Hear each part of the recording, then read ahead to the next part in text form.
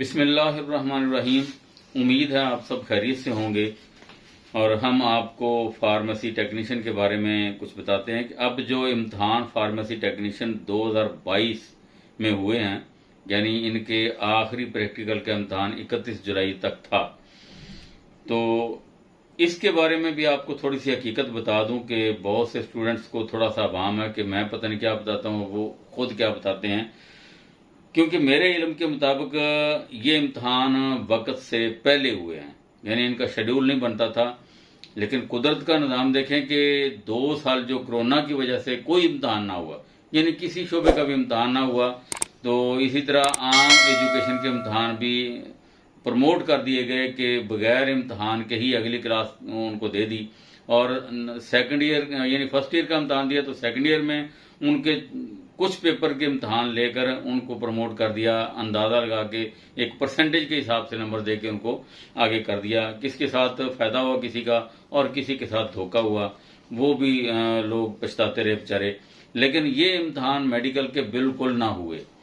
और फिर ये स्टूडेंट्स के दाखिले कॉलेजेस में बहुत ज़्यादा हो चुके थे, क्योंकि कॉलेज माफिया जो है वो बहुत ताकतवर है, क्योंकि उनको आप फीसें देते हैं, आप पैसे देते हैं, और उनकी ये मेरी बातें उनके खिलाफ भी जाती हैं। इस वजह से कोई ना कोई वो बंदा खड़ा कर देते हैं जो मेरे बारे में कोई ना कोई मैसेज देता है या कोई पैगाम देता है या कोई वीडियोस बनाते हैं, तो मेरे खिलाफ एक प्रोपेगेंडा भी चलता है। लेकिन मैं स्टूडेंट्स के हक में हूँ और स्टूडेंट्स के फायदे के लिए बातें करता हूँ। उन्होंने फिर क्या किया कि देखे ना आप, अगर एक कॉलेज के पास 100 सीटें हैं, उसने 500 स्टूडेंट दाखिल कर लिए, तो 500 स्टूडेंट की फीसें देखें। 2 साल इम्तहान ना होने की वजह से उनका भी कसूर नहीं है, स्टूडेंट्स की तादाद ज्यादा हो गई। और इस वजह से उन्होंने फार्मेसी काउंसिल पर अप्रोच करके, उनको प्रेशर में ला के या एहतजाज करके, ये सारा माफिया इकट्ठा होकर उनको कहा कि हमारे स्टूडेंट्स बहुत से दाखिल हैं और बड़े अरसे से दाखिल हैं, उनके इम्तहान नहीं हो रहे और लोग हमें फीसें नहीं दे रहे। स्टूडेंट ने फीसें देना बंद कर दी कि इम्तहान तो हो ही नहीं रहे, फीसें कैसी दें। उन्होंने ये एक इम्तहान का ऑर्डर ले लिया, उसकी उनको फार्मेसी काउंसिल को इस पर कायल कर लिया और इम्तहान अनाउंस हो गया।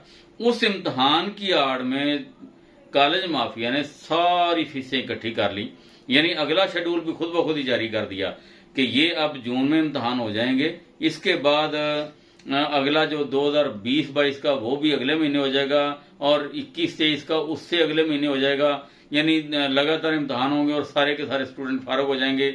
और इस आड़ में उन्होंने सब की सब फीसें इकट्ठी कर ली और अपना उन्होंने गुजारा कर लिया। अब फार्मेसी टेक्नीशियन के एनुअल जो इम्तहान हुए हैं, यानी मेरे इल्म के मुताबिक ये टाइम से पहले हुए हैं। और मुझसे जब किसी ने पूछा था पहले इससे कि इम्तहान कब होने वाले, तो मैंने उसी अंदाजे के मुताबिक, जिस तरीके से इसकी पहले से रूटीन है, उसी अंदाजे के मुताबिक बताया था कि इम्तहान फलां तारीख तक होंगे। लेकिन इम्तहान थोड़ा सा पहले हो गए और वही कॉलेज माफिया के कुछ लोगों ने मेरे खिलाफ वीडियोस भी बनाई और वैसे मैसेज भी किए कि आप गलत बयानी कर रहे हैं, इम्तहान तो हो गए हैं, अब अनाउंस हो चुके हैं, आपने कहा कि लेट होंगे, आपने तैयारी नहीं करनी थी। मैंने भी किसी को तैयारी से नहीं रोका, मैंने तो ये भी बताया हुआ कि जिसके 4 साल बाद इम्तहान होने हैं वो आज तैयारी करे। और इस वजह से ये इम्तहान जल्दी होके उन्होंने फीसें अपनी इकट्ठी की।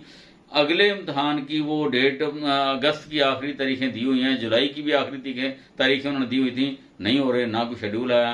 तो ये फार्मेसी टेक्नीशियन के इम्तहान अगले साल ही होंगे जो हुए, तो यानी 20-22 के पहले नहीं होंगे। आप इस खामख्याली से निकल आए। यानी अब अगर इम्तहान हुए तो फार्मेसी असिस्टेंट के सप्लीमेंट्री होंगे, फिर अगले साल ही इम्तहान होंगे। इस साल कोई इम्तहान मुतवक्के नहीं है, ये आप गौर कर लें और मेरी बातों को आप फॉलो किया करें। इंशाल्लाह आपको नुकसान नहीं होगा, क्योंकि मैं सिर्फ और सिर्फ स्टूडेंट्स के लिए काम करता हूं। मुझे किसी कॉलेज से या किसी चीज से कोई ताल्लुक नहीं है, ना मैं किसी का हिस्सा हूं और ना मुझे किसी से कोई फायदा होता है। मैं सिर्फ और सिर्फ स्टूडेंट्स के लिए काम करता हूं और इंशाल्लाह करता रहूंगा। वसलाम।